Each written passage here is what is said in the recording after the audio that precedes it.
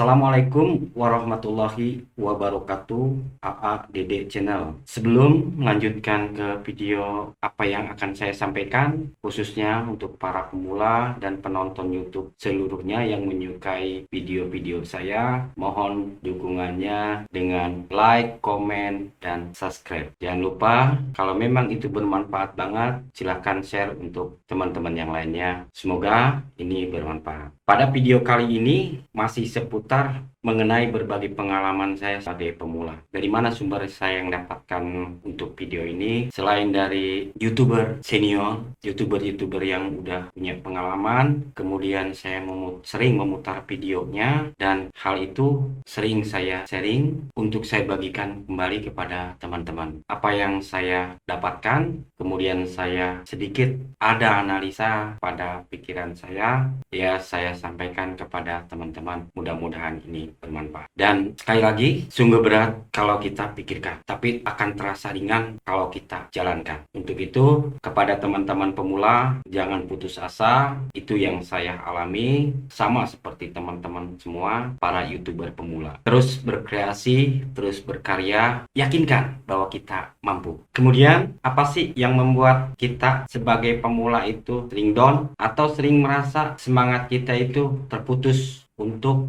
membuat konten-konten berikutnya? Pasti semua merasakan, yaitu berkurangnya subscribe, berkurangnya jam tayang. Kita sebagai pemula pasti ya, yang rata-rata mendapatkan subscriber 100 ke bawah, itu terasa banget hilang 1, 2, 3, 4, 5, bahkan 10 subscribe aja itu sudah merasa down. Itu yang saya rasakan ya. Tapi seperti yang saya katakan tadi sebelumnya, saya harus tetap semangat dan saya harus tetap membuat video, membuat konten yang lebih bagus lagi, yang lebih baik lagi, agar penonton itu tidak hanya sesama pemula, tetapi berusaha untuk bagaimana caranya video-video kita direkomendasikan oleh pihak YouTube itu.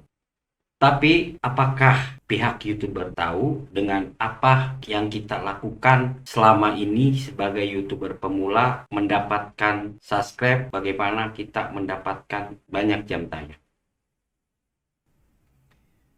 Hal-hal demikianlah yang menjadi satu pertanyaan besar buat para YouTuber pemula. Nah, di sini saya sedikit koreksi bagaimana pihak YouTuber mengetahui dan tidak mengetahui. Hal apa saja yang pihak YouTuber tahu dan tidak tahu apa yang kita lakukan terhadap channel kita. Misalnya seperti ini. Kita lihat di sini, pihak YouTube tahu dan tidak tahu. YouTuber tidak tahu. Satu, subasub atau saporsab. Kita selalu melakukan seperti ini ada tujuannya, yaitu agar channel kita bisa dikenal atau bisa dilihat oleh orang banyak atau oleh orang-orang lain yang kemungkinan di antara banyak YouTuber baru, agar mengetahui keberadaan channel kita. Ya mau tidak mau kita harus memperkenalkan channel kita kepada orang lain. Seperti yang sering saya katakan, kita berawal dari pemula yang bukan apa-apa, yang bukan dari orang yang terkenal, apalagi selebritis, apalagi artis. Itu tujuannya. Kenapa saya katakan pihak YouTube tidak tahu? Ya karena kita melakukan hal itu atas perasaan diri kita, atas pemikiran kita, dan atas dasar bahwa kita itu menonton video orang lain dan meminta untuk di-subscribe. Itu tujuannya. Jadi pihak YouTube tidak tahu perasaan kita. Apakah itu kita melakukan itu tujuan kita suka dengan videonya, sengaja melakukan itu untuk minta di-subscribe kembali, itu pihak YouTube tidak tahu. Makanya kita melakukan hal seperti itu. Dan selanjutnya adalah saling nonton. Saling nonton ini sama seperti melakukan subasub atau suporsub.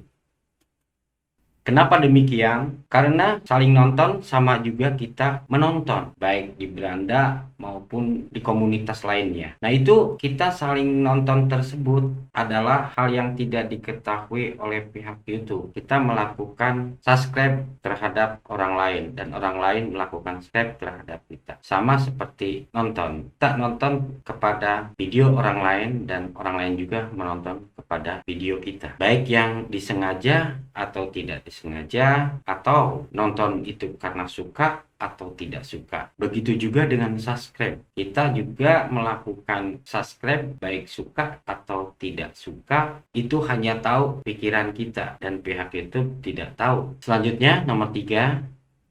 Dan ketiga adalah memakai jasa. Arti kata memakai jasa ini adalah kita menggunakan jasa, baik jasa dari aplikasi maupun jasa dari pihak ketiga. Jasa pihak ketiga ini yaitu termasuk aplikasi dan jasa orang lain untuk membantu mencapai 1000 subscriber dan 4000 jam tayang. Makanya di sini untuk jasa ini banyak digunakan karena memang pihak YouTube juga tidak tahu apakah kita menggunakan jasa-jasa tersebut maupun pihak ketiga atau tidak.